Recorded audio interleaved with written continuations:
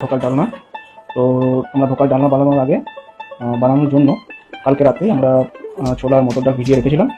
তো এখন আমরা এই আরও যেগুলো আছে এইগুলো আমরা একসঙ্গে মিক্সিতে গ্রাইন্ড করে নেবো। তো আমাদের কাছে আছে কাঁচা লঙ্কা, আদা, একটু চিনি, হলুদ আর নুন। তো আমরা এগুলোকে মিক্সিতে গ্রাইন্ড করে নেবো। চলুন এগুলোকে মিক্সিতে গ্রাইন্ড করে নেব। তো আমাদের পেস্টটা করা হয়ে গেছে। তো এবার আমরা ধোকার ডালনাটা বানাবো। তো চলুন আমরা দেখে নিই কীভাবে ধোকার ডালনা বানাতে হয়। তো আমরা দেখুন প্রথমে একটা কড়াইয়ের মধ্যে একটুখানি তেল নিয়েছি। এবারে আমরা এর মধ্যে অল্প গোটা জিরে দেবো, অল্প। তো এবারে আমরা যেটা করবো যে আমরা মিক্সটা বানিয়ে রেখেছিলাম পেস্টটা, ডালের পেস্টটা, তো সেইটা আমরা এর মধ্যে ঢেলে দেবো। তো এবার ঢেলে দিয়ে একটুখানি ফ্রাই করে নেবো, দিয়ে ভালো করে মিক্স করে নেবো। এটা যখন একটুখানি হার্ড হয়ে যাবে, জাস্ট হালকা, তখন আমরা এটাকে ঠান্ডা করে এটাকেই পিস পিস করে কাটবো। তো দেখুন আমরা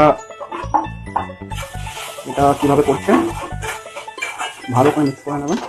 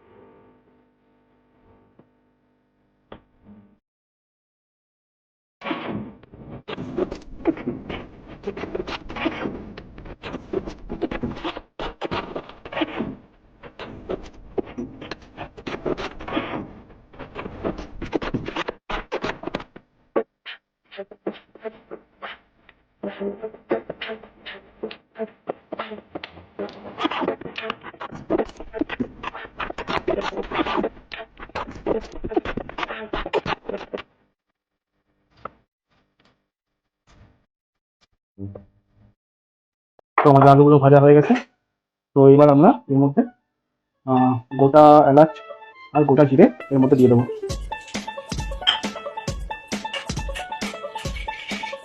এবার আমরা যে মশলার মিক্সটা বানিয়ে রেখেছিলাম ওইটা এর মধ্যে দিয়ে দেবো।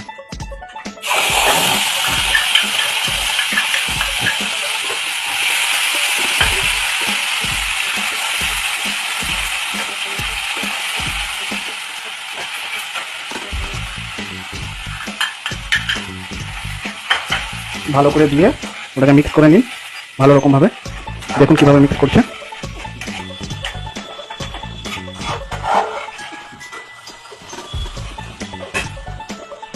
তো এবার কিছুক্ষণ এটাকে ঢাকা দিয়ে রাখুন।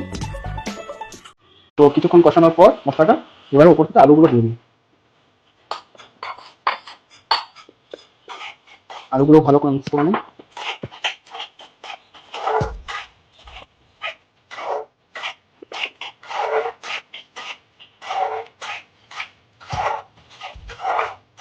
এবার আবার একটু কিছুক্ষণ এটাকে ঢাকা দিয়ে রাখুন। তো এবার আমরা এর সঙ্গে একটুখানি তো এর সঙ্গে জল মিক্স করব। তো দেখুন আমরা যতটা আপনার ঝোল করবেন সেই অনুযায়ী আপনি জলটা মিশিয়ে নেবেন।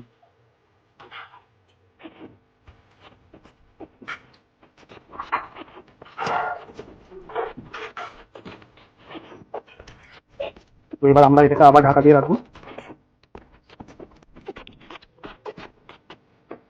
তো আলুগুলো একটু সিদ্ধ হয়ে যায়, তো ততক্ষণ একটু এটাকে কভার করে রাখবো।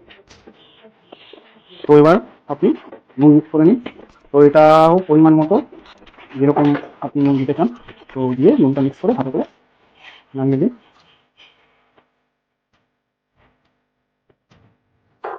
দিয়ে আবার আমার ঢাকাটা দিন। তো এবার আমরা এটার সঙ্গে ধোকাগুলো মিক্স করবো, ধোকার বড়াগুলো। দেখুন আমরা মিক্স করে নিচ্ছি। তো এটাকে ভালো করে মিক্স করে নিন যাতে ঝোলের মধ্যে ভালো করে ঢুকে থাকে, ভালো করে যাতে ঝোলটার সঙ্গে মিক্স হয়ে যায় আর টেস্টটাও ভালো আসে। তো এবার আমরা এর সঙ্গে একটুখানি হালকা চিনি মিক্স করব।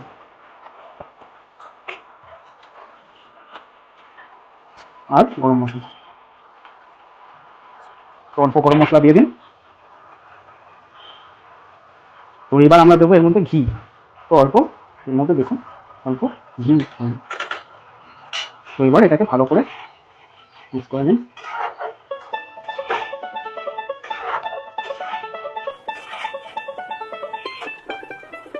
আর এটাকে এবার ঢাকা দিয়ে রাখুন।